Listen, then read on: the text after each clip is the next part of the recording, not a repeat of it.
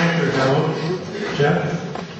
My name is Jeff Dew. I'm 25 years old, a graduate of Durham College with a diploma in Human Resources Management. In my third year at Durham, I was awarded a high-profile co-op placement with the University of Ontario Institute of Technology. Upon graduating from Durham, I kept a promise to myself and returned to Norfolk County to seek employment. Unfortunately, like many others, I came back to Norfolk with very few jobs to offer. It was at this time I accepted a position with road labor in Paris, Ontario. I often get the question, what got you interested in municipal politics? Well, it goes back to around the time that we got this thing called cable television. Since then, to the dismay of my family and friends, most of my friends, I've spent every Tuesday watching council meetings. It was all of this watching that prepared me for my next challenge, Holden Norfolk Regional Council.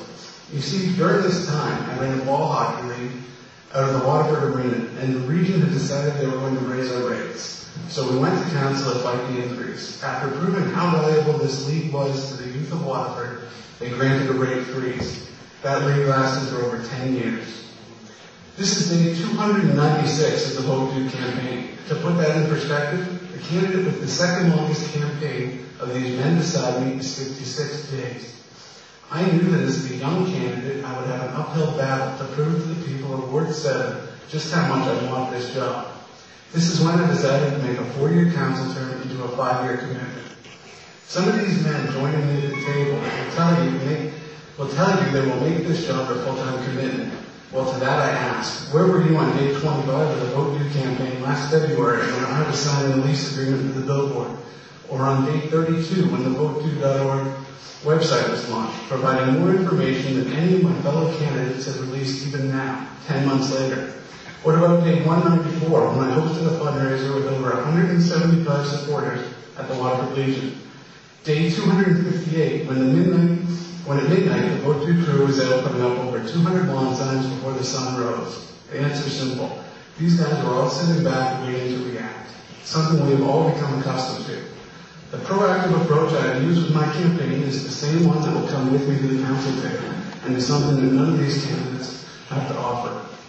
Being a good councillor only begins on Tuesday nights at the council table. We cannot be content with representation that is at ease with just showing up to meetings and casting a vote for the perceived correct answer. This accomplishes nothing. A good councillor is one that can share their opinion and get 4 fellow councillors to agree. That is the real trick to being productive at the council table. Case in point, the Bastardi project. Being a councillor that hangs their hat on voting against pursuing that project is a far cry from convincing 4 others to vote that way. Proof of that lies in the over $200,000 taxpayer dollars spent by the county on this boondoggle. Some of the mayoral candidates talk about Team Norfolk. Well, when I think of councilling this way, a few things come to mind. When a team signs a new player, they all have faith in the world in that player. They show promise. But what happens after 6 years when that player just hasn't turned the performance the team is looking for?